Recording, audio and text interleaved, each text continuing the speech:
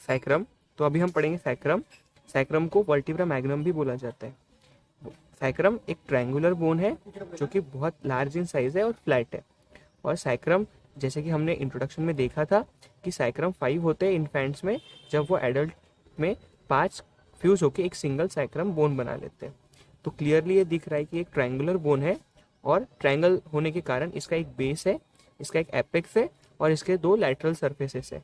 तो हम सैक्रम को भी ऐसे ही पढ़ेंगे। तो सबसे पहले हम पढ़ेंगे इसका बेस, फिर इसका एपेक्स, फिर इसके right and left lateral surface, anterior surface जिसको पेल्विक सरफेस भी बोलते हैं, और डॉर्सल सरफेस। तो सबसे पहले हम पढ़ेंगे इसका बेस। जो बेस है ये 5th लंबर वर्टिब्री के साथ आर्टिकुलेट होता है। तो ये एक बनाता है लंबोसैक्रल जॉइंट। ये है इसका एंटीरियर सरफेस। बेस जो इसका अपवर्ड फेस होता है और फॉरवर्ड डायरेक्ट करता है, और ये एक लंबर इन शेप होता है।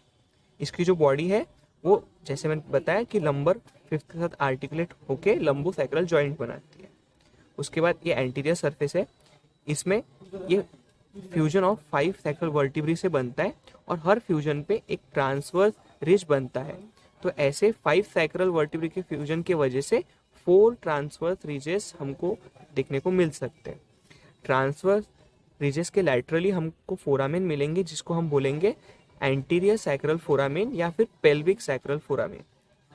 उसके बाद 2 सब्सिक्वेंट जो वर्टिब्रल फोरामेन है इसके बीच में हमें मिलेंगे कोस्टल एलिमेंट्स।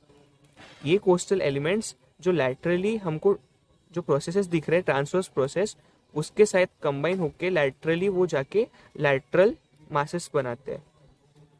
ये हो गया इसका बेस। उसके बाद है इसका एपेक्स। जो एपेक्स है वो कंटिन्यू होता है कॉक्सिक्स में और वो बनाएगा सैक्रोकॉक्सियल जॉइंट।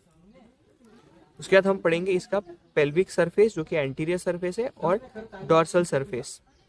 तो हम सबसे पहले पढ़ेंगे इसका एंटीरियर सरफेस। जो एंटीरियर सरफेस है उसमें ये कॉनकेव है और ये फॉरवर्ड फेस होते हुए हमको दिख रहा है। यहाँ पे ट्रांसवर्स रिजेस है। ट्रांसवर्स रिजेस के लैटरली है वर्टिब्रल फोरामेन। ये vertebral foramen and intervertebral foramen के थ्रू सैक्रल कैनाल के साथ कम्युनिकेट करते हैं। उसके बाद है सैक्रल कैनाल। सैक्रल कैनाल जो है वो इंटरवर्टिब्रल फोरामेन के साथ कम्युनिकेट करेगा थ्रू इंटरवर्टिब्रल फोरामेन। ये हो गया इसका एंटीरियर सरफेस। उसके बाद है डॉर्सल सरफेस। डॉर्सल सरफेस में हमको एक मीडियल क्रेस्ट मिलेगा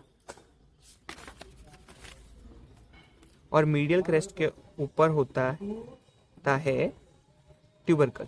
इसके लैटरली हम जाएंगे तो हमको लैमिना मिलेंगे जो कि एक दूसरे से फ्यूज्ड है क्योंकि सैक्रम वर्टिब्री फ्यूज्ड हो चुके हैं। उसके लैटरली हमको कुछ आउटग्रोथ्स मिलेंगे, इसको हम बोलेंगे एडक्टर ट्यूबरकल। एडक्टर ट्यूबरकल के मोर लैटरली हमको फोरामेन मिलेंगे और ये डॉर्सल साइड से देख रहे हैं हमको, इसलिए हम इसको बोले हम डॉर्सल सैक्रल फोरामेन, जिसके मोर लैटरली हमको लैटरल मासेस मिल सकते हैं। बेस में हमको एक वी शेप डिप्रेशन मिलेगा जिसको हम सैक्रम हाइएटस बोलते हैं। तो ये था हमारा इसका डॉर्सल सरफेस। ये है इसका वेंट्रल या एंटीरियर सरफेस। तो ये इसका बेस है जो लंबर 5th वर्टिब्री के साथ आर्टिकुलेट होके लंबोसैक्रल जॉइंट बनाएगा। ये एला है जो कि विंग्स ऑफ सैक्रम है। उसके बाद ये जो फोरामेन है हम एंटीरियर सरफेस से देख रहे हैं इसलिए इसको हम बोलेंगे वेंट्रल सैक्रल फोरामेन या फिर पेल्विक सैक्रल फोरामेन। ये इसका एपेक्स है जो कि कॉक्सिक्स के साथ आर्टिकुलेट होकर सैक्रोकॉक्सियल जॉइंट बनाएगा। उसके बाद ये इसका डॉर्सल सरफेस जो कि इसका सुपीरियर आर्टिकुलेट प्रोसेस है जो कि लंबर 5th के साथ आर्टिकुलेट करेगा। मीडियली पास होता हुआ दिखेगा वो सैक्रल फोरामेन। डॉर्सल साइड से वर्टिब्रल फोरामेन है इसलिए इसको हम बोलेंगे डॉर्सल सैक्रल फोरामेन।